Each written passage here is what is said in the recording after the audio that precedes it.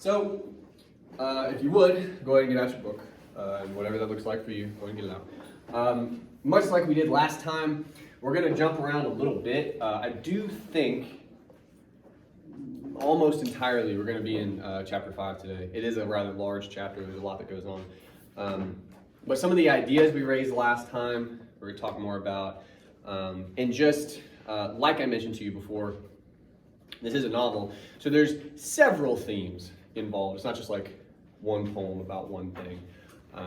But we will start today, I think, in fairly familiar territory. In the regular size book, it's going to be page 119. I did not get a page number for the tiny book. I'll try to help you find it here.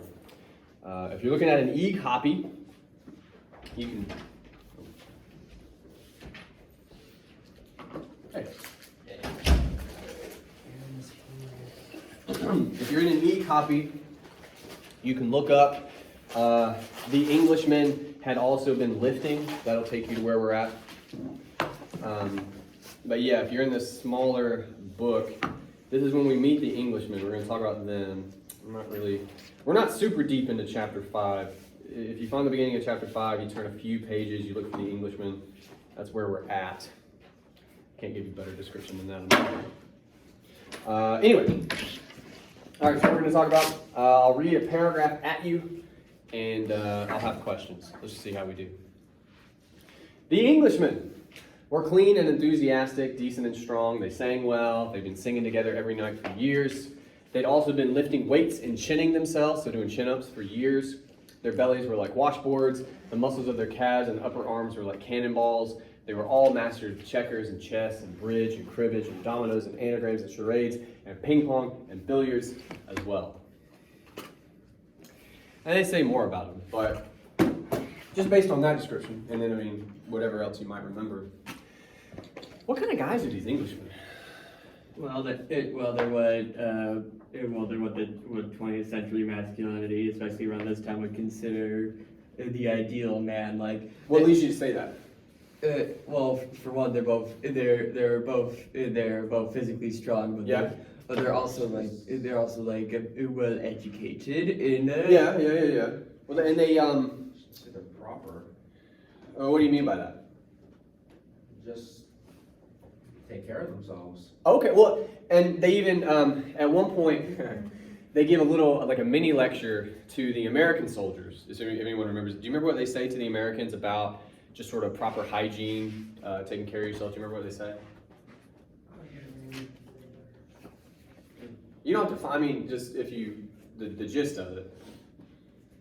It's something to the effect of, like, if you stop shaving, the next day you won't get up, and then the next day you'll just die. Like, you'll just die as a result of not taking care of yourself, not keeping everything up to par, basically, right? Is that part? I'm asking. Is that part of the sort of masculine narrative? This like upkeep, I guess. I couldn't think of a different way to put it. I'm asking. Are we not sure, or are we just not going to say? That's less helpful. Okay. Would you in some ways equate the importance of shaving? It seems like, the guy literally says your life is depending upon it. Would you equate that to the lifting weights and the whatnot? Is that welfare? Yeah. But again, as Aaron said, not just health, but to be more specific, your welfare as a capital M man, right? Like, you got to sort of look the part, right? I think that's pretty clear. These guys are easily, among everybody we've met up to this point at least, the most masculine characters, right? They just are. They look the part. Probably most cheerful. Yeah. Well, they're singing when the Americans show up. Yeah, for sure. Okay. Do we know anything else about them? And again, you can flip around if you want, but I'm hoping, because we talk a lot about these guys, I'm hoping you remember some of this. Prisoners are doing pretty well. The Englishmen, the English prisoners. Yeah. The Germans seem to like them. They do. That was going to be part of my next question. What do you mean they're doing well? Well, specifically. They're clean. They've got supplies to last. They're Because there was a like a Red Cross mix-up, so they have all these supplies that they're hoarding, right? Germans allow them to hoard it. Which is interesting. They're a lot better than the Russians, that's for sure. They're in a sea of dying Russians, the narrator says. Which there's two things to say about this. Number one, they're hoarding all these supplies in a sea of dying Russians. Kind of makes them look like what? What does it make them look like? Just being greedy. Yeah. But I mean, Well, and there's devil's advocate, right? You have this in a lot of zombie movies where like the main characters show up to a castle and there's a dude with all this food and the movie's like, what an asshole that guy is. But it's like, is he? Can you blame him? Can you blame these guys for like, sorry Russians, we're good. So it's, you know, but yeah, they kind of come across not great due to that, you know. Anything else you guys notice about these guys? Because we're about to get to the German question. I guess, I thought it was kind of interesting when they talk about the fact that, I guess the best way to explain it is they're cheerful in a sort of acceptance of fate sort of way. Like they. Well, can't what do you think understand- they're accepting? Well, they go over a whole thing about how even if they try to escape, Yeah, well, because they've done it before, yeah, and they really can't from here. they can't. Yeah, And yeah, so they're pretty much making the best of their situation. they certainly seem to be. They absolutely seem to be. They legit put together like a Robinson Crusoe type banquet for these Americans when they show up, right? For sure. Yeah. All things considered, they're doing really well. And yeah, they are. And Yeah. getting into the German side of things, I mean, what did the Germans say about them? I got it right here, buddy. I was talking about it's not. Don't worry about it. They were adored by the Germans. It says, not even liked, adored. That's significant. Who thought they were exactly what Englishmen ought to be. They made war look stylish and reasonable and fun. Good sports. Well, let's push on that a little bit. Why do the Germans adore these Englishmen? Specifically. It's on the next page, by the way. If you're on 119, it's on 120. I did just read it, but... It says that they're stylish. They do things with class. Ah, that's not what it says. I mean, they do that, but it's more specific than that. Make war look fun. They make war look fun. They make war look stylish, look cool. Because they're soldiers. And they are all of those things, but they make war look that way. Why do you think the Germans like them for that, though? Doesn't tell us that. We got to kind of... I mean, the Germans kind of got the same sort of thing going on. I mean, they're doing better than the Russians, but they're... I don't think it's awesome to be a Nazi at the end of World War II a lot of the time. Yeah, what's up? Good point, but It's the Englishmen making it stylish and stylish and Yeah. and look good. Yeah. Because that's it. That relates to the theme of like what these men wanted out of war is definitely different from what they got. What they Okay. wanted was some like glorious battlefield like shooting down enemies heroically and all that. What they got was mud, dirt, death, blood, and But blood. the Englishmen, what do they offer them, those people? They basically offered them like a worthy opponent, a person that the type of person that they wish they could always battle because that's what they want them to be. Not I'm with you to a point. I don't, because they don't battle. Fuck, they hang out with the Englishmen. They hang out with them. They're buddies. Somebody said something. I'm sorry. What? Did you say something? Somebody said something. Did I just hear somebody say something and they didn't? Am I losing my mind? You're all gonna let me think I'm losing my mind right now. That's what I happened. mean, No, I heard it too, I just I didn't know heard it it was too, I just there. don't know who it came from. Who said something? It was over here.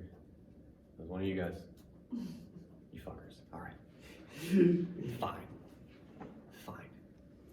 The Germans hang out with them, so they're not battling these people. They're friends, right? Why do they like specifically the fact that the Englishmen make war look cool? Do you think? Why do they like that? Because they're not hanging out with the Russians. They don't make war look cool. And the more and more we see the Americans, they don't make it look pretty cool either. So it does seem to be that.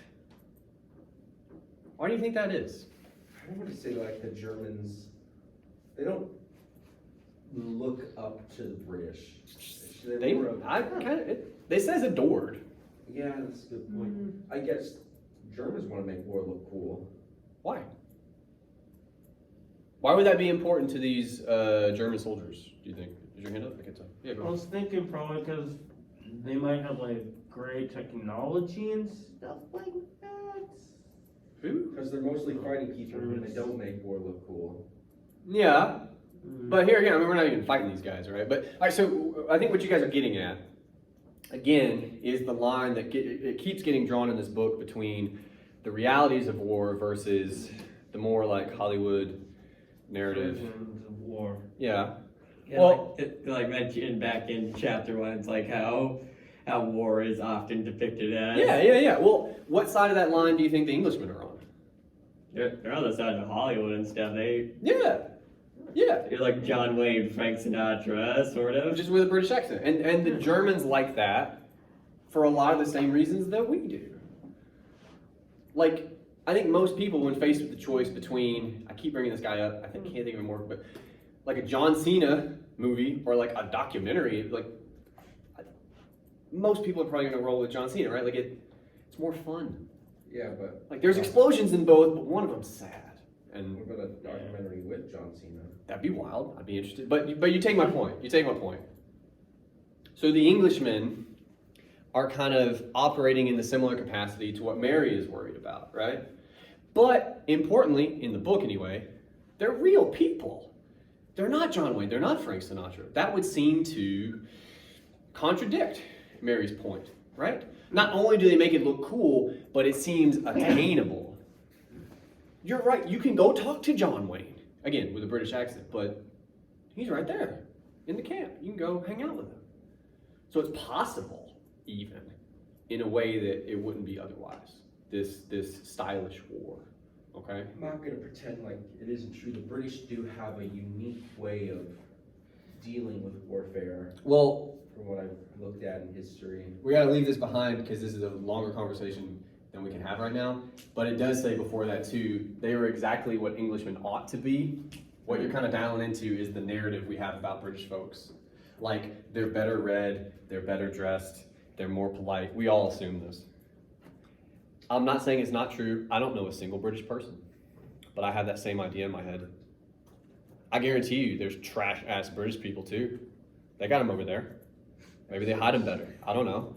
But again, the point is the Germans like them because they make war look cool and they fit their stereotypes about what Englishmen ought to be, it says.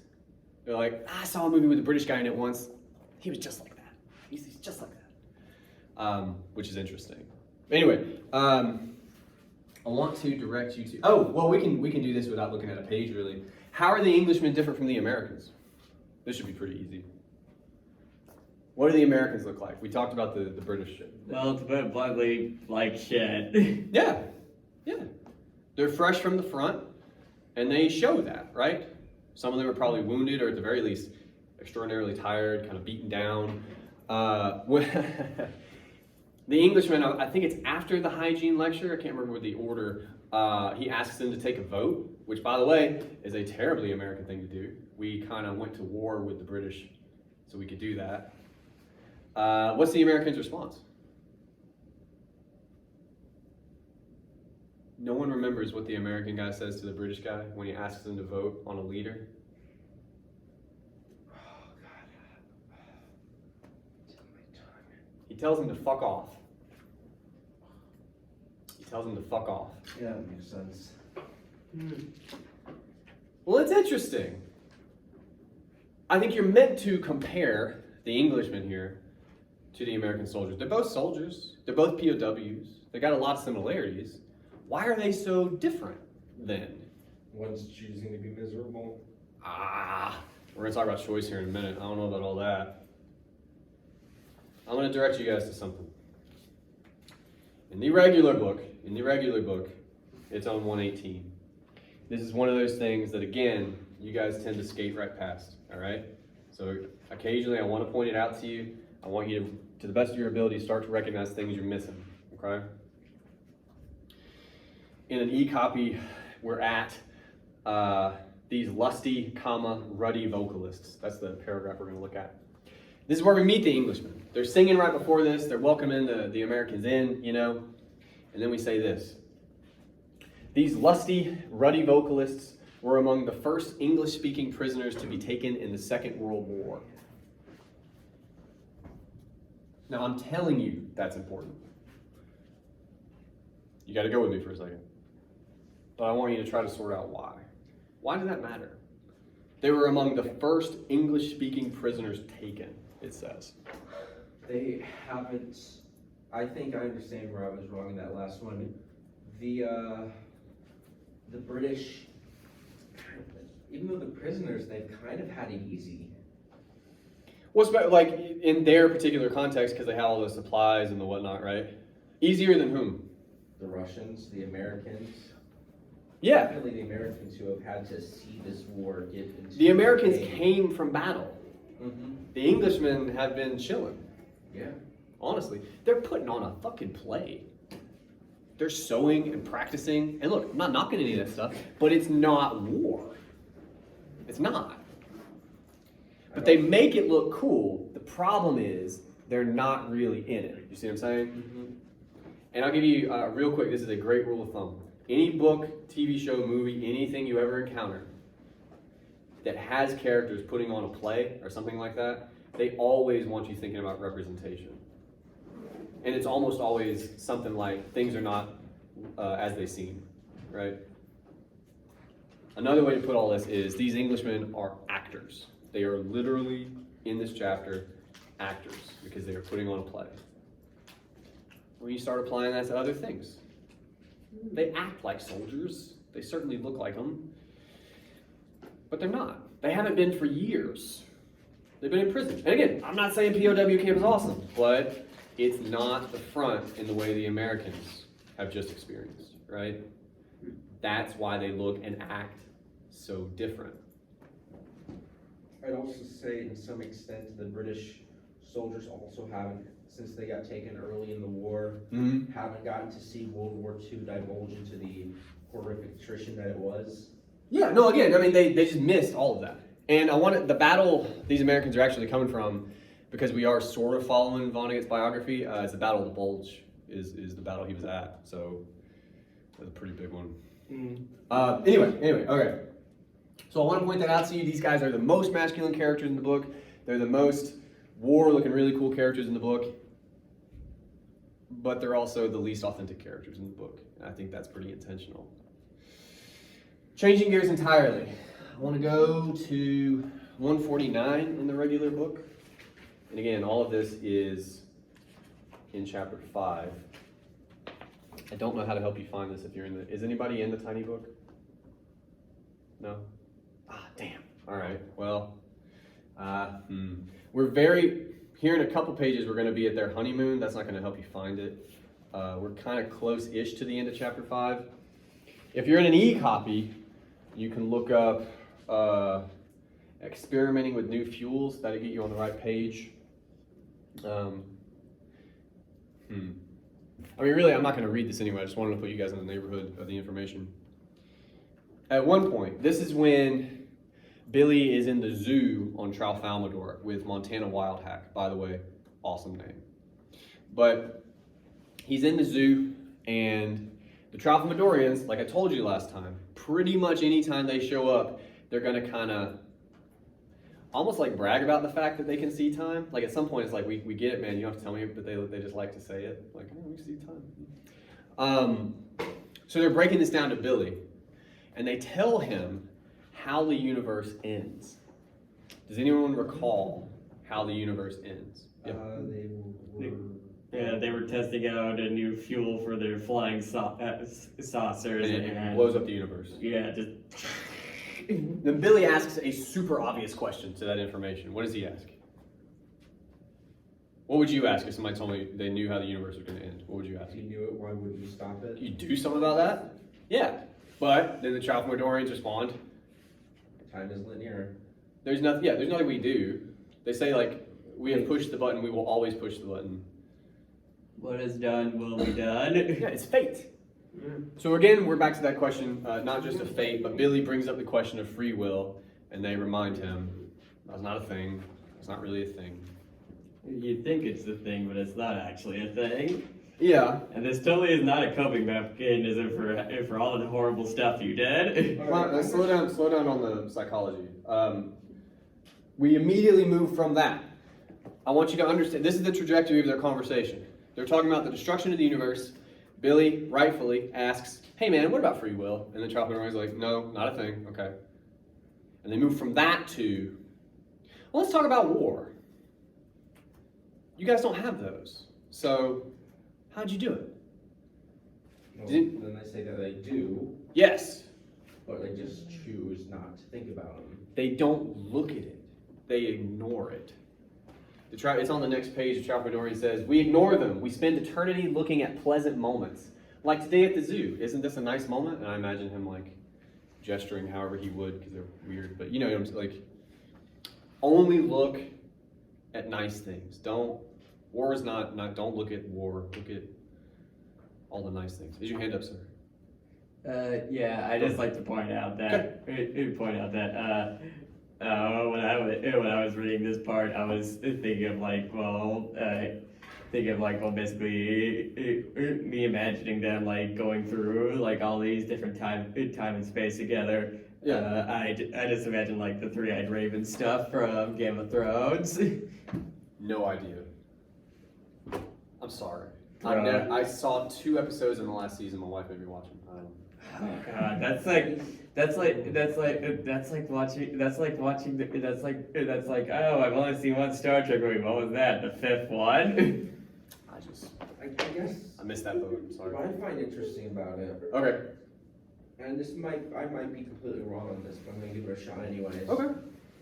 Is the Chalcomodorians are a race that can see all of time Uh-huh. like it's photo, like it's Yeah. looking at a distance. Uh-huh.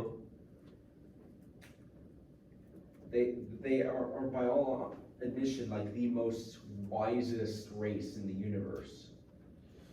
As far as we know in the book, Funny but yeah. about it Mm-hmm.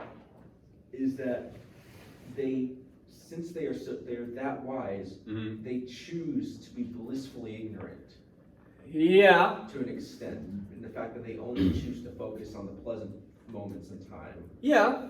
Yeah. That's accurate. I mean, he says they choose to do that. Yeah.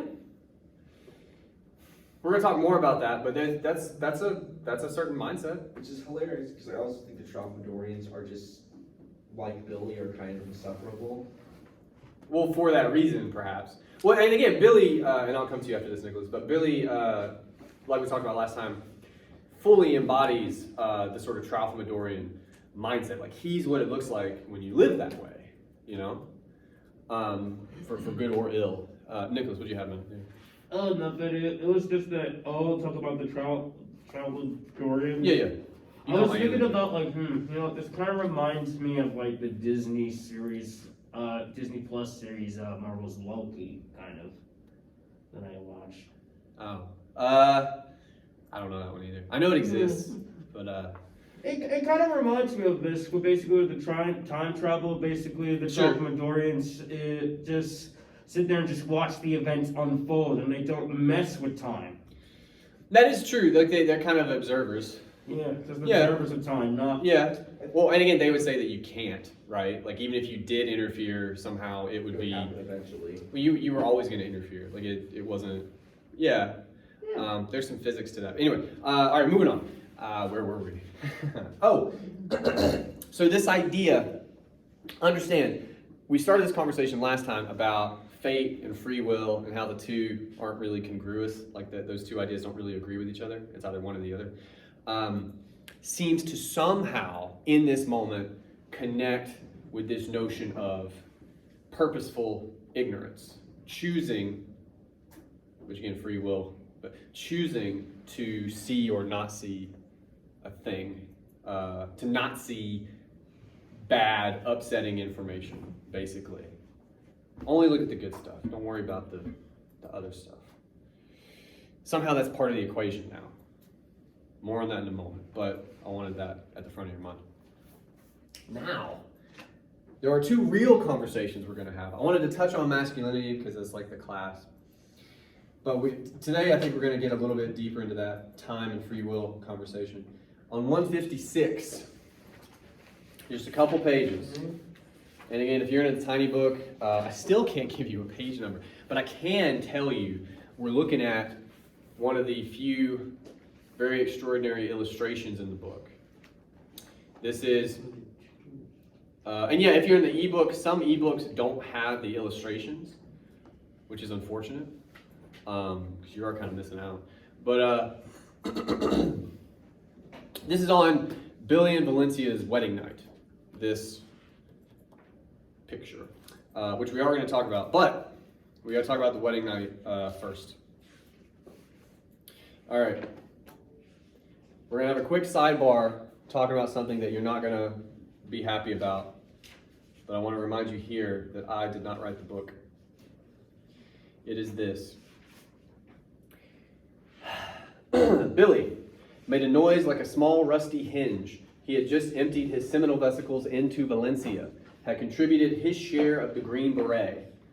Then 2 pages later, in a tiny cavity in her great body, she was assembling the materials for a green beret. I understand, and I assume you do as well, what we're describing. That's not what I'm asking. What I'm asking about is how we're describing it. Okay? Very mechanical. Good. Billy sounds like a rusty hinge, like he's metal. He contributes his share of the green beret, like they're building something. And then again, He explains as one of 7. Hmm? He's only part. He understands that he's only part of one of 7. Oh, that madness. Don't worry about that right now. But yeah, that's funny. That's I do think sometimes it's just Vonnegut fucking with you. I do. But anyway, yeah, in a tiny cavity, she's assembling. Like it's a car. This green beret, right? What do you think that's about? We talked about this last time, so we can go back there a little bit. What do you think it means? We keep comparing people to machines. We keep comparing machines to people, right? We talked about the train and all that. What does a machine do? Goes on. It does the same thing over and over again in a sense. It's Basically Some tries to machines. accomplish something. Yeah. Yeah. on a set path. Yeah. Well, it can only do what it's designed to do, Yeah. right? Sure. Programmed to do. It can only do what it's sort of told or something, like Right. according to its construction. So then, I mean, I'm hoping this will make sense to you. What idea kind of presents itself when we keep suggesting people are machines? We don't have. We only think we have control over our actions. Yeah. Again, we come back to this question about free will. Now look, upsetting as it is to think about Billy's wedding night, okay? Because that's a terrible thing and people should never do it. That's a joke. There's just so much sex shaming. Anyway, the point is, sometimes people do that. They happen to be doing it here. But it's mechanical, suggesting there's no free will. Having kids, I'm going to be honest with you, is a hell of a decision. It's a hell of a choice. Scary. If you're doing it right, I think. But this suggests Billy doesn't choose, right? If he's a machine here. Do you guys buy that? Do you think Billy's choosing to do that, or what do you think? I think since they present the Trophmodorian mindset first, which I think is a very important part of it. Yeah. Just gonna go out here and say that I don't envy the Trophmodorians. Well, don't worry about that. I mean, just for right now, for Billy, Since he, is he choosing to do this? Do you think? yes and no. No, come on. Why do you say yes? Because it is a decision to us. that We're not we talking about us. We're make. talking about Billy. I actually witness Billy. No, he didn't make the decision. What do we know about Billy? He doesn't make decisions. He just does what he's supposed to. Yeah, and one of the things you're supposed to do is like you grow up, you meet a nice girl, and you have kids. You get married, get a house, you have kids. That's the narrative. That's the play. He's doing what he's supposed to, right? I'll be honest with you. I've known more than a few people. You see them on Facebook. Went to high school. It's like, oh, they're just doing what they're supposed to. Even though If you're only ever doing what you're supposed to, according to certain narratives, free will does become a question. It does.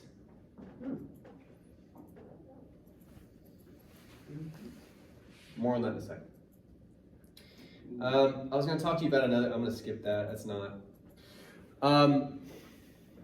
So we're still in the wedding night, and we're obviously thinking about free will. We're thinking about Billy. We're thinking about how he moves through the book, how he sees the world, you know? And we get here on 154. Two apparently beautiful people have just sailed past on a boat. And after they're past, Valencia questioned her funny-looking husband about war. It was a simple-minded thing for a female earthling to do, to associate sex and glamour with war, is what the narrator says. He's very unkind to Valencia, usually. But what is he saying she's doing here? She brings this up. It's their wedding night. They've just done the thing that we described on the previous page. And now she opens with, talk to me about war. The narrator says she's connecting those two for some reason. Why is that? Go ahead. Well, there's a reading of it. It's like both war and sex are about about power dynamics and dominating over another person. Is But that what's that's happening like here? very abstract. But that's like very abstract and more just my modern day thinking more coming into this. Well, but again, what does the narrator tell us? He says what he thinks she's doing here. She's associating sex and glamour with war. What do you think he means by that? Because quite literally, they do that thing that's gross, and I can't believe anybody ever does it, because we're all here thanks to it. But otherwise, ew. I have some of you guys sex shame each other, it kills me. But the point is, they do that thing. And she immediately asks about war. So it does seem like she's connecting the two, and the narrator tells us what he thinks that looks like in her head. Sex and glamour with war. Why do you think she does that? Given the kind of conversation we've had about these things in the book, I guess. Why do you think she does that?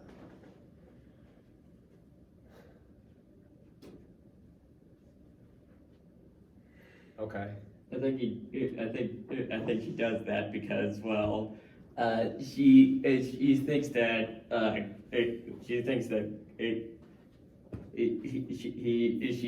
glamour and just sexiness and war are very close to each other because of how she's never been actually in the war. She's only seen how the war's been portrayed in propaganda, TV shows, movies. That's all she can know of it. Yeah. Yeah. So basically, she thinks about the glamour and stuff the heroic heroes, Well, and on that note, I want to ask a real quick follow-up. How does she view Billy, do you think? Given his wartime experience. What do you think she assumes about Billy? We were just told she associates sex and glamour with war. She thinks he's glamorous. She thinks he's a bad motherfucker. You were in the war, that's hot. What do we know about Billy? He's not that. Not even close. Direct opposite of that. But again, I'm not disputing at all. He saw some real shit. He was in some real shit that he won't talk about. We're going to talk about that in a second. But she can't know any of that. She can only know what she assumes is pretty close to reality, the narrative that she has about it. And she applies that to him.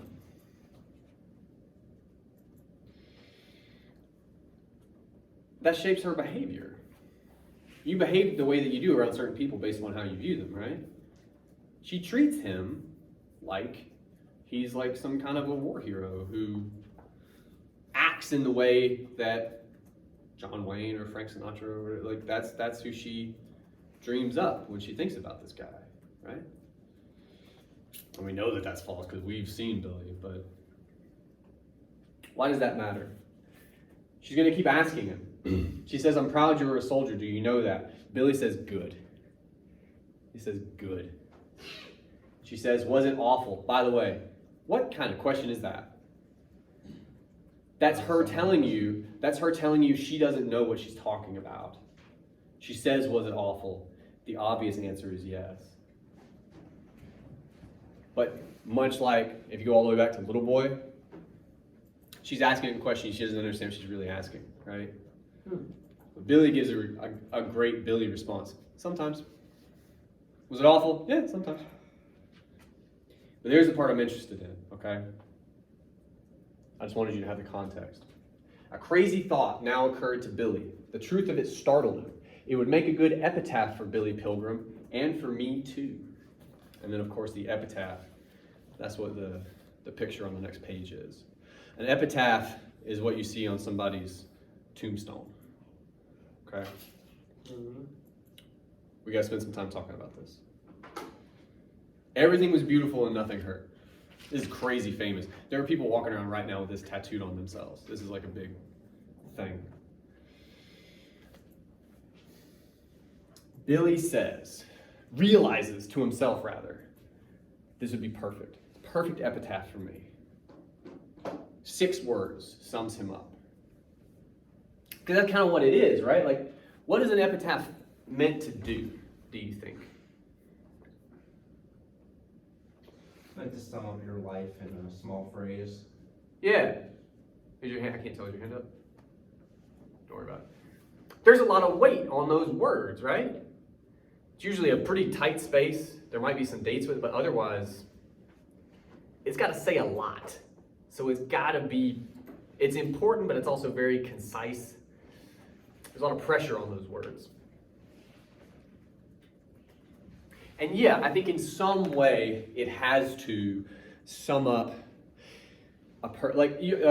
loving whatever, blah, blah, blah. Like, you maybe heard or seen some of these before.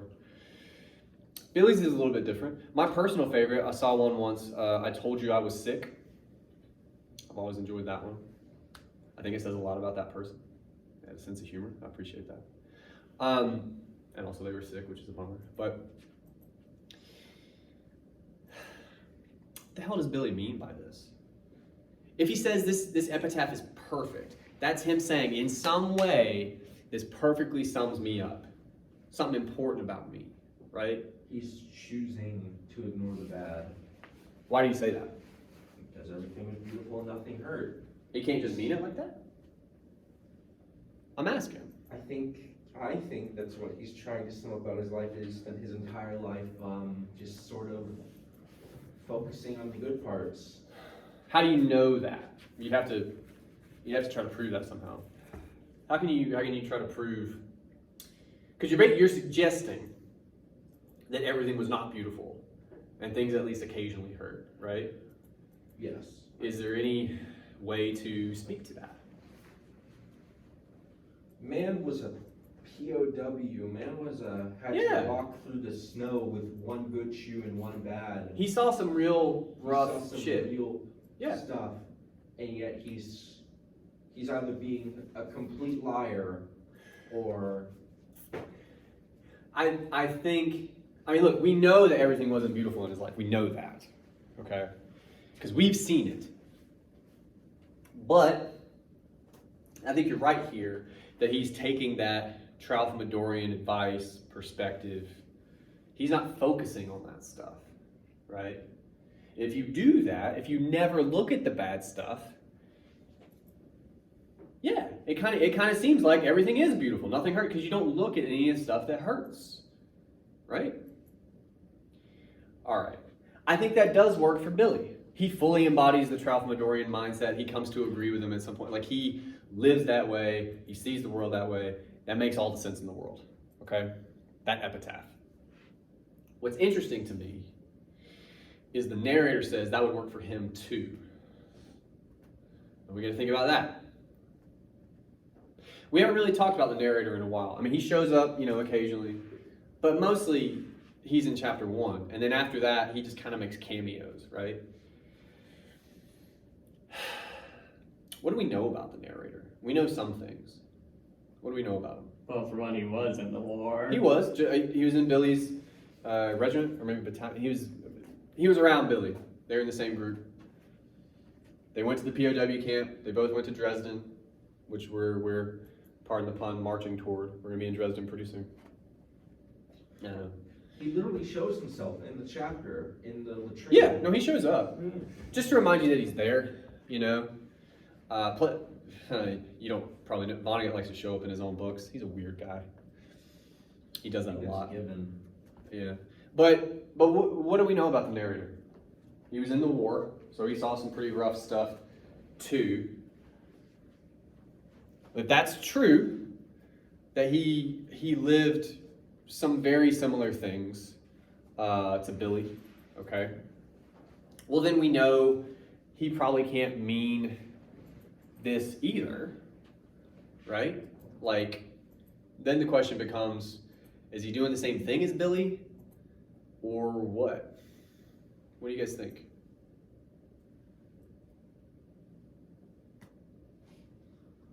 Think about it this way. And again, I will grant you, we're going all the way back to chapter 1. So, like, it's not at the front of your mind, but come with me for a second. Very end of chapter 1. We're talking about a certain biblical character. Does anyone recall who this was? This was last class, by the way. Lot? Lot's Wife. We mentioned Lot, but like, isn't it funny she doesn't even get a name? It's like, man, she's kind of the star. But yeah, Lot's wife. What happened with her? What was the deal? She turned into a pillar of salt after Because she looked back. She reminisced. Well, she looked at what? Was once her home, which got basically destroyed. We would probably characterize that as a bad experience. Somebody destroying your hometown. Yeah. But she looks at it. Yeah. She's made into a pillar of salt. The narrator, right after that, tells us he's been made a pillar of salt writing this book. What did he have to do to write this book? Look back. Look back. Good. At what kind of stuff?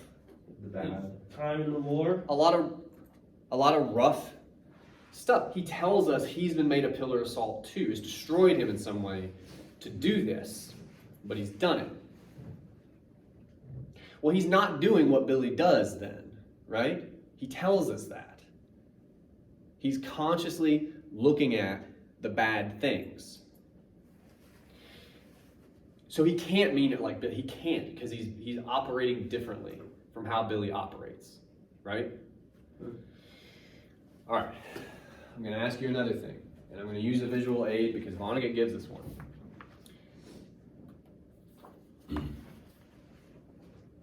You're walking through a graveyard. Or I won't. Put yourself here. You're walking through a graveyard. Why are you there? Probably. Pay your respects to somebody. Visit somebody. Yeah. There's like a 5% part of the population that like hangs out in this place. I don't get that. Usually, you're there for a very particular purpose. Pay your respects, what have you. Somebody you knew, right? Well, we talked about epitaphs and they do all kinds of things, but also context is important. And we've talked about this before. If you walk past this grave, right, this is all you get. You'd think you'd be being screwed with. Why do you say that? I would. Why? Because I don't want to say it's because most people don't think like that. Well, I don't know. I think I've met a lot of people that do, actually. I don't hang out with them, but Talk to me about the context of this. Picture it for me. Close your eyes if you have to. I know you won't. But Walk up to it, you'd see it and go, it's surrounded by other graves. huh. Hmm. I mean, that's how I would react to it. Would anyone happen upon this in a graveyard and think, oh, that's really nice. That person must have been really positive. Is that how you would read No. this? Probably not. I would say, well, that's kind of concerning. Why? Because you have just one lonely grave surrounded by other graves. Laugh at it. You said you'd laugh at it? I think like, You'd probably upset some people. What's funny about it? He says everything is beautiful and nothing hurt. That's lovely, right? Why does the context matter here? Esme, why does the context matter here? Tell me where we are. Where we are? Where? I'm sorry, I was not here. Okay. I can't see that well. I thought you were contemplating. Don't worry about it. we're in a graveyard. We're in a graveyard. It's not What's in the graveyard? dead people. Bunch Two of them. graves. Was everything beautiful and nothing hurt? Not for most of them. We know at least once when something hurt. When was that? This is an easy question. We don't know if it hurts when people die. It does. Yeah, that's a good point. Leading up to it. Look, the final moment, no, because you don't feel anything. But right, yeah, it probably stings. This is on a gravestone. These words. That's interesting context. Let's talk about context for a second. I've been told, I don't know if it's true, but I've been told numerous times that the graffiti in the women's bathroom is very different from the graffiti in the men's bathroom. Women's restroom apparently is very uplifting. It's very, everything was different, nothing hurt type stuff, you know? And look, that's nice. Weird for a bathroom, to be honest with you, but that's nice. Men's bathroom, by the way, a lot more homophobia and just like, it's pretty rough, okay? But even there, that is a different kind of a place from a graveyard. So you read it differently. Who's under this tombstone? Really? No, I mean like generally. What's under it? Dead body. A dead body. Everything is beautiful and nothing hurt. Right up above a dead body. How do you read that? What's the tone?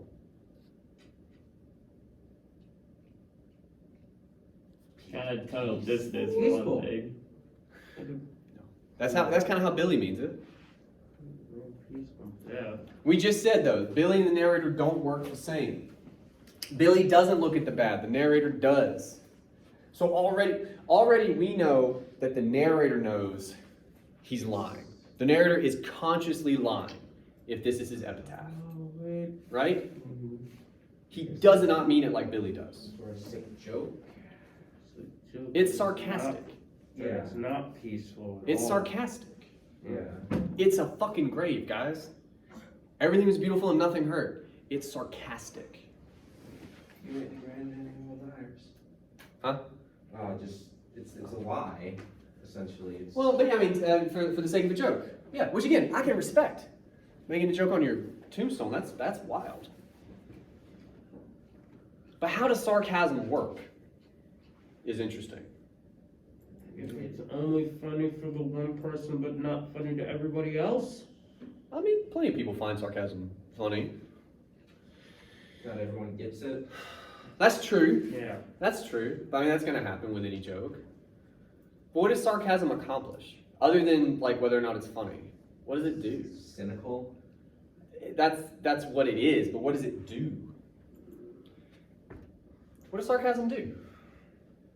If I take us to a tombstone, weird field trip, and everything was beautiful and nothing hurt, what thought does that put in your mind, looking at that tombstone? Everything was not beautiful and it did indeed hurt. It tells you the opposite. It puts that thought in your brain. It's like a rhetorical question, same kind of thing, right? It communicates an idea without strictly saying that idea. That's how sarcasm works. So, the interesting thing here, I think, Billy, when he says it on his tombstone, he means it. He does. Billy's many things. He's not devious, you know? The narrator, he's got a little more going on. He's a different kind of guy. I think he's sarcastic. He tells you he looks back when he writes this book. He wants us to see the bad things. He's not interested in the movie version. Whose life is the movie version? This is easy. Who in this book is only looking at his own highlights? Weary? We don't hear enough about Weary. Yeah. Billy. Billy. Really? If you're only looking at nice moments, you're basically your Facebook profile or whatever. That's what you are. Every day that you remember is bungee jumping or like a great dinner. That's it. None of the bad stuff. Don't look at the bad stuff. It's the movie of your life. It's not your life. The narrator's not interested in that, right? He tells us the whole time, repeatedly. He wants us to see as best he can. The deeper part of the story. Well, but in particular, the story we're telling is a war story. He wants us to see not the movie version. He wants to try to show us The how, real version. yeah, as best he can, right? Right. Right. Another way to think about that, and we'll talk about this more next time. I imagine, I have a hunch. Several of you don't like this book. You've not enjoyed reading it. I'm not asking for you to say yes or no, but I just know. Because I read your evals at the end, and you love to tell me, I didn't like it. I don't think you're supposed to. Oh my god, this is literally you when I was trying to explain this book to my parents last night. Okay. And you were like, it sucks. And they're like, I'm sorry. No. I thought it was crazy. Yeah. Well, no, I it's, thought the author was crazy. well, I think, and again, we can't quite talk about it now. It may be next time. I have to look at my notes later. But you are not meant to enjoy it. You enjoy a John Cena movie. They're fun. I like them. They are. You think Vonnegut wants you to have any fucking fun reading about World War II? No. Maybe I'm just sick, I don't know. I mean, parts of it are interesting, but it's not like, yeah, like there's none of those moments. There's no real fist pumping, like there's none. Not really in it for that. No. But the movie version would, you see? That's the difference. I don't know, I mean, Schindler's List wasn't in it for it. Yeah, that's a 2 hours of sad. That's showing all the shit you don't see in other movies. Just get Spielberg to direct it and we're good. Look, there's one more thing I want to ask about, and we have just enough time to maybe try to do it. It connects to this conversation. So it goes. We say it. You can Google it. I think it's like 119 times, something like that, in the book. Oh, wow. It's a lot. It's a lot. He says it at one point, and I don't remember if we've read that yet or not. Does anyone know, or has anyone realized why we say "so it goes" when we say it? Well, so it goes happens when when someone dies in the book. Yeah. Every time there's a death. So it goes. It is what it is. That's kind of what that means, right? It is what it is. We have another phrase like that I like a lot more. Does anybody know what it might be? Something bad happens and you kind of shrug, basically. That's life. Yeah. I always go with shit happens. Yeah, I was about to say shit happens. Shit happens. But look, real quick, what we are saying now, because I wanted to translate it for you a little bit. Every time somebody dies in the book, Right. we say, shit happens. What's the effect of that, do you think? Kind of it kind of what's the right word I'm looking for? It kind of like takes the punch out of death. Honestly, it's like in your own personal life, when someone dies, especially if it's someone close to you, you're just like, whoa, that's a Yeah. big thing. Yeah. But in this book, it's like, so it goes, so it goes, so it goes. But Doesn't matter. yeah. Well, I mean, he tells it, I do believe if you read this, so it goes, he takes that because it's a Tralfamadorian phrase, like that's how they respond to death. It is what it is. Well, that is what they would do. They don't care about death. Billy It's always gonna happen. doesn't care either, right? Yeah, it's the same idea. When someone dies, they're like, well, that happens. Life goes It's going on. to happen. Well, except but not for you, right? But yeah. My question here is, Billy's not writing this book. The Tralfamadorians are not writing this book. The narrator is. And we just talked about how different the narrator seems to be. So I don't think he can mean it in the same way that the Tralfamadorians or Billy would mean it. He's got to be doing something else. He's so different from those people, right? The only example I could come up with in my last class, I was trying to find something that might connect with you guys, and I just don't know the youth. But like, Oh, them crazy youth. well, we're just pretty fucking different, which I'm fine with. But I'll get emails occasionally, stuff like this. Like, you might email me one day and be like, "Hey, my dog died yesterday. I can't deal with it. I'm sorry, I can't come into class." If I responded to that with, "Shit happens," what would your reaction be? Fucking asshole. Why? Cold as ice, dang. Why? Why? What makes me a monster? Because we're human. And we're Yeah. like, Yeah. You don't have empathy for someone who's just had a great loss. And Okay. that's a good point. The Tralfamadorians are completely, in a sense, without empathy. Yeah. Well, so is Billy in a lot of ways. Yeah. Yeah. But yeah, like I'm disregarding your loss and everything that comes with that, right? By saying that. So my point here is, again, I don't think that's what the narrator is actually doing. You get upset because you realize I've missed something important in the information you gave me, right? I think a similar thing could be happening here. He says, so it goes, every time somebody, and there's other ways to read, for instance, the repetition of it, that's a different conversation. But when a person dies, or a whole town, in chapter 1, we talking about Lot's wife. God destroys those cities, and he says, so it goes. We just destroyed cities, full of people. And so it goes, shit happens. What else might that do? Again, it may help us to update the phrase and say, shit happens. What might that do for you as a reader?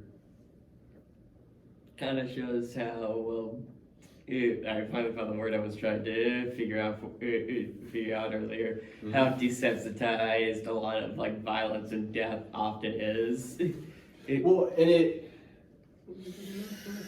do you mean by that? Well, we talk a lot about the juxtaposition between how war is portrayed like on screen, like how it's like heroic and filled with like amazing actors doing grand speeches and all that. Yeah. To the actual act of war and what actually goes on in it. And so basically there's like the desensitization of the stuff can apply in two ways. One, we desensitize it in the way of making it look glamorous and cool and all that, like all those people dying. And in actual war, you get desensitized to it because it's just like, well, it's so much of war, just another day. Yeah. Well, so then I might put this in a different way. What could you argue the narrator might be doing by consistently? sort of underscoring every death with shit happens. So it goes. What idea might he be trying to communicate with you when you read about that death? You know, especially if, and I'm not saying anybody did this, but especially if you're reading about that death and you're just moving right through the book. You're like, class in 20 minutes. That guy died. I got that too. What might he be doing when shit happens every time? Might he be making some kind of a point?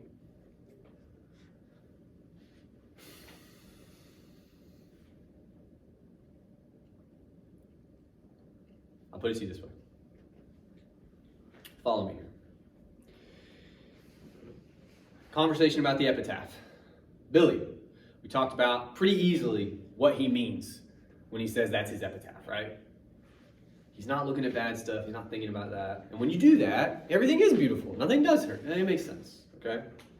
So it goes is a Tralfamadorian phrase. It comes from that whole idea that Billy lives by. He would say, so it goes, when somebody died. Billy would say that and mean it. Again, I think the narrator is wired differently. I think he sees things differently from Billy. His epitaph, everything's beautiful, nothing hurt. What's the tone of it? It's an S word that you can say in front of your parents. Sarcastic. Good. It's sarcastic. He doesn't mean it like that. He's communicating an idea to you without saying it directly. Might we be doing something similar with So It Goes? Every time somebody dies. You just move right past Pretty it. much. What would it be? Basically, it's the sarcasm of like something as like important and horrible as you're dying is the sarcasm of just like, yeah, it just kind of happens. And meanwhile, your reaction is, no, what? You know what? Someone just died. It's trying to elicit a response from you. So it goes, motherfucker, my dog's dead, right? Like taking it all the way back to that email. It's the same thing. But what's interesting to me, this is a hypothesis I have. What's interesting to me, I think, and I'm probably guilty of it too, you know, I'm busy. I don't have all the time in the world to read. I can't grieve everybody that dies in this book. But we kind of just move right through it, right? I got that. He assigned how many pages? You know? So it goes. That's weird. All right, moving on. Yeah, gotta get through this stuff, sir. Yeah, sir, those characters that just died, my teacher wants an analysis of this by next class, so I need spent it. all of chapter 2 going into every part of a character's life, only to kill him immediately in the next chapter. Well, and bear in mind, a lot of these characters are based on real people. Like, because again, this is like semi-autobiographical. Vonnegut did live this. So we talk about them as characters, but like, at some point they weren't characters. They were people. Yeah, they were people. Anyway, I say all that to say, Vonnegut tells us in chapter 1, this is an anti-war book. And he goes about that in several different ways. But understand the task he has in front of him. When that guy says you might as well write an anti-glacier book, what he really means are two things. One, good luck stopping war to anyone, right? You're a single person. What are you going to do? There's that. The other side of it is, I think you're also fighting against a narrative about war and everything connected to it, not just war on its own, right? Certain worldviews, masculinity could possibly get lumped into there, but all kinds of things, ways of thinking about the world and how it works.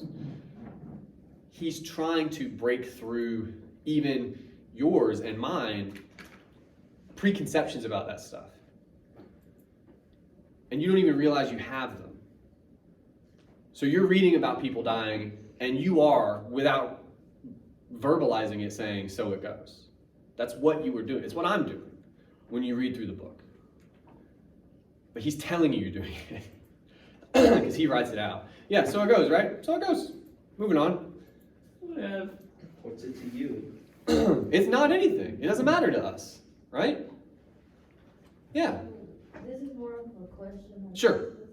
So if he's doing that, if he's just saying so it goes and moves on in a way. Yeah. It is an anti-war book. In a way, is he trying to make the reader feel guilty of the fact that we're ignoring?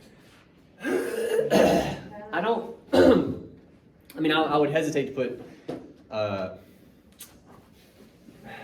I can't say strictly what Vonnegut wants, and we can't even ask him anymore. He's been dead for a while. But he wants us feeling something. I'll say that. I think I would agree there. And I would say that because I think he's suggesting most of the time we don't feel anything. We're like Billy. For instance, if you're only going to look at the nice things, don't raise your hands, you'll just bum me out. How many of you have lost hours to scrolling through TikTok? Do you know what I mean? Hours. Hours. Looking at, let's be real, nonsense. Like, oh, I really like it when people make funny faces for hours. Okay? Enjoy what you enjoy. I'm shitting on it a little bit, but like, that's fine, okay? How much do you just do that in your daily life? Like, that's some version of, well, this is what I like to do. Versus some of the uglier stuff. Do we not, just as a society, kind of ignore it? Yeah, people fighting wars. Yeah, I'm not. I support the truth. I got a bumper sticker. I support them. So you're thinking about it and you're like, no, that would ruin my day. Jesus. And you just go about your business, right? I think that's what he's, and again, I think, and we'll stop here, okay? I think what he's fighting against when we say the narrative about war, that narrative helps us not think about it, not worry about it, right? What we know of it, limited as it is Hollywood, is edited, it doesn't seem so bad most of the time. People die in war movies, but they're not main characters, you know? So, everything's fine.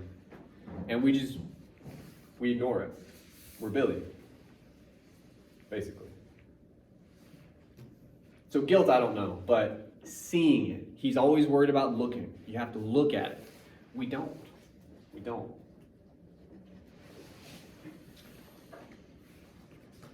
For next time. Good question, by the way. For next time. It's more Vonnegut. I think we're doing chapter 6 and 7. Yeah, chapter 6 and 7. I think we're finishing the book next week. I honestly can't remember. Do you guys have any questions for me before I let you go? All right. I appreciate it, guys. I'll see you then.